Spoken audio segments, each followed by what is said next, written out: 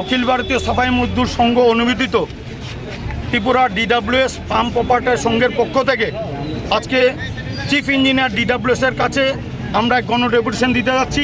রাজ্যের প্রতিটা জেলার যে আমাদের ব্লক আছে 58টা ব্লক, সেই 58টা ব্লক থেকে 30 জন করে আমাদের ভাইয়েরা উপস্থিত হয়েছেন, বোনেরা উপস্থিত হয়েছে।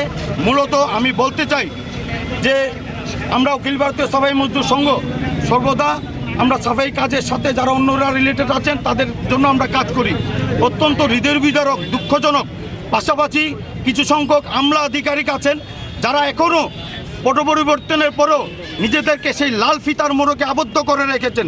সেই লাল ফিতার মোড়ক থেকে নিজেদেরকে বাঁধন থেকে মুক্ত হতে পারছেন না। ওনাদের হুঁশিয়ারি দিয়ে বলছি যে উপরস্তরের রাজ্যে যে একটা পরিষেবামূলক প্রতিষ্ঠান ডিডাব্লিউএস, ওইখানে যে আমরা যে কাজ করে যাচ্ছি তার মধ্যে যে নিচ স্তরের কর্মীরা ডিডাব্লিউএস যে পানীয় জলের যে যারা ড্রিঙ্কিং ওয়াটারের অপারেটর আছেন, পাম্প অপারেটর, তাদের সাথে উপরের স্তরের একটা গ্যাপিং তৈরি করেছে। এই যে লাল ফিতার মোড়কে আবদ্ধ এই সমস্ত আধিকারিক আমলারা, আমরা চাই যে আগামী দিনে আমাদের যে ন্যূনতম ডিমান্ড, যে গত বছর আমরা আমাদের যে পূজা বোনাস সেটা পাইনি 2023 সালে, এই বছরও আমরা পূজা বোনাস পাবো কিনা আমরা জানি না।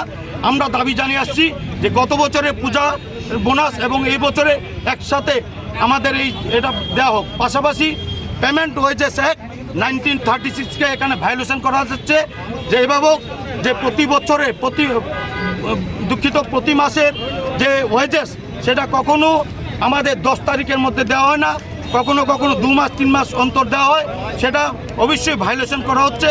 সেটাকে রুখতে এবং এটাকে আটকিয়ে আমাদের প্রতি মাসে পেমেন্ট ওয়েজেস অ্যাক্ট 1936-এর রুলস অনুযায়ী সেকশন 1 সেকশন AC অনুযায়ী আমাদের প্রতি মাসের যে বেতন আছে সেটা আমাদের 10 তারিখের মধ্যে প্রদান, সবাইকে EPF এবং ESI এর সুবিধা প্রদান করা।